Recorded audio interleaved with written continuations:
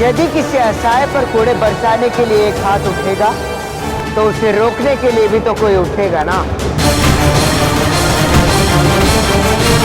सैनिकों, बंदी बना लो इसे। मेहरा, क्या हुआ आचार्य? मैंने किसी की पंचाप सुनी है, यहाँ से निकलो। प्रभु, वहाँ देखिए, वहाँ।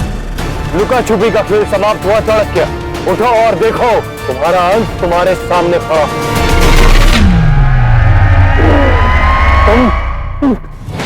तुम यहाँ क्या कर रहे हो?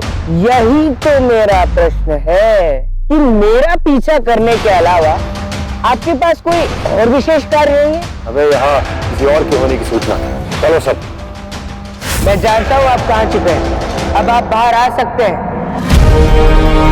धन्यवाद।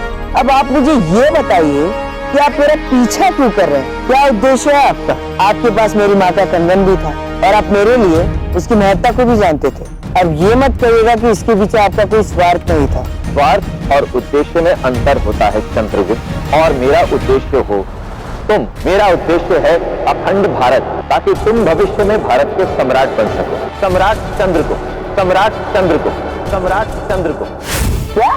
क्या कहा आपने ब्राह्मण भाषा? अखंड भारत, एक अद्भुत भारत, एक राजा एक सम्राट की सोच से निर्मित एक साथ चलने वाला भारत। आप ब्राह्मण है या विदूषक? ब्राह्मण देव, आप जिस धरती पर खड़े हैं उसका नाम भारत नहीं मगध, जिसके पास अपना सम्राट है, सम्राट धनानंद।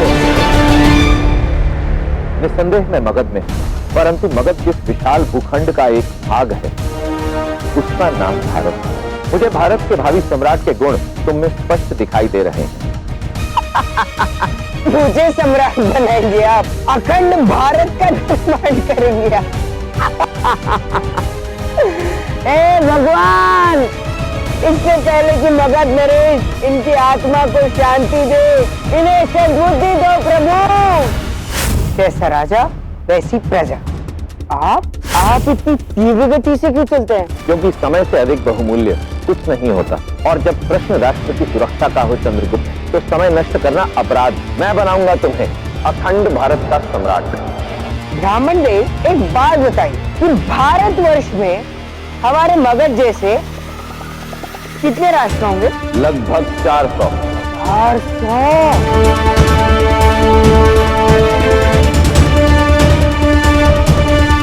ये मुर्गियां देख रहे हैं आप? कोई दो मुर्गियां एक मार्ग पर नहीं चल रही, सबने अपना अपना मार्ग बना लिया है। जब 10 मुर्गियां एक पंक्ति में नहीं चल सकती तो 400 राजा एक मार्ग पर एक साथ कैसे चलेंगे?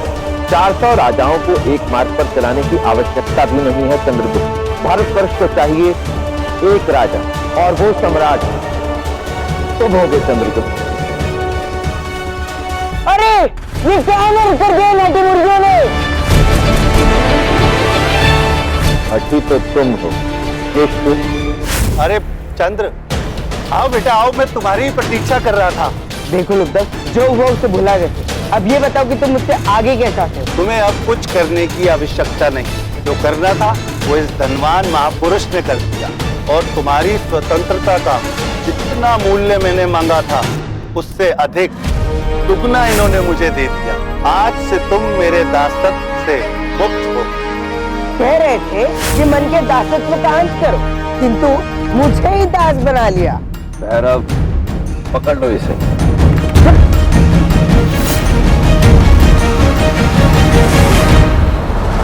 तुम अब पूर्णतः स्वतंत्र हो चंद्रगुप्त, जहाँ चाहे वहाँ जा सकते हैं, परंतु दिन में केवल एक बार मुझसे भेंट करने अवश्य आना होगा। तुम्हारी स्वतंत्रता का इतना अधिक मूल्य जो चुकाया है मैंने। करूंगा, अवश्य करूंगा, किंतु शीघ्र ही आपको आपका मूल्य चुकाकर मैं मुक्त हो जाऊंगा।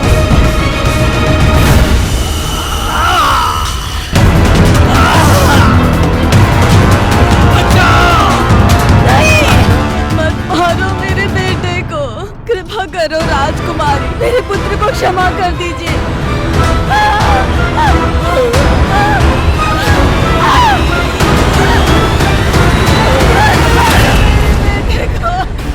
यदि किसी असहाय पर कोड़े बरसाने के लिए एक हाथ उठेगा तो उसे रोकने के लिए भी तो कोई उठेगा ना।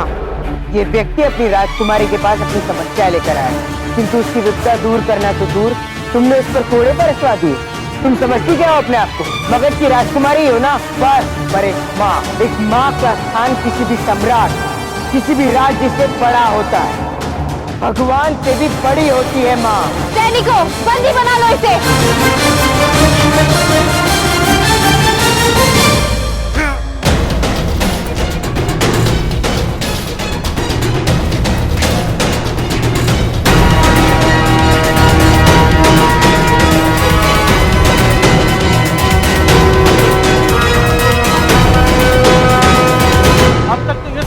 दयानंद तक पहुंच चुकी होगी। मेरे विचार से हम सबके लिए पाटलिपुत्र छोड़ना ही श्रेष्ठ रहेगा। अरे तुम केवल खाने पे ध्यान दो, सोचने का काम मुझ पर छोड़ दो।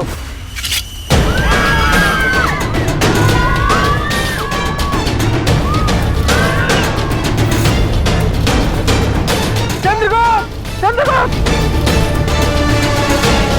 चंद्र, बचाओ, चंद्रगुप्त।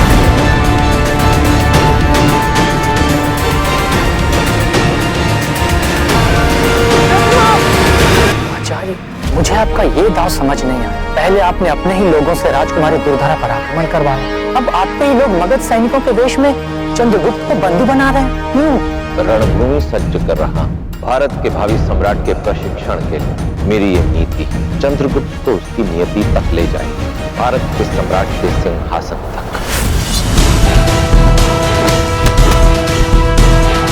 राजकुमारी दुर्धरा, सैनिकों, बंदी बना लो इन सबको।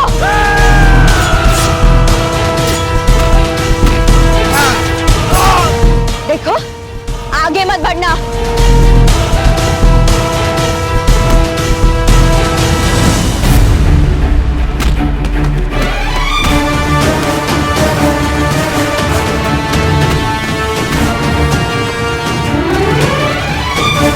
क्या हुआ?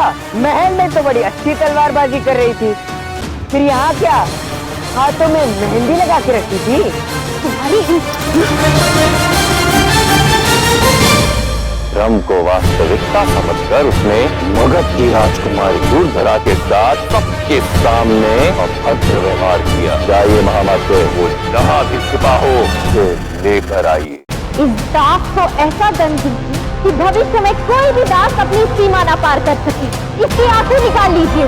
तो मगध की राजकुमारी के सामने उठी और वो हाथ जिन्होंने राजकुमारी को छूने का दुस्साहस किया, उसे धड़ से अलग कर दीजिए।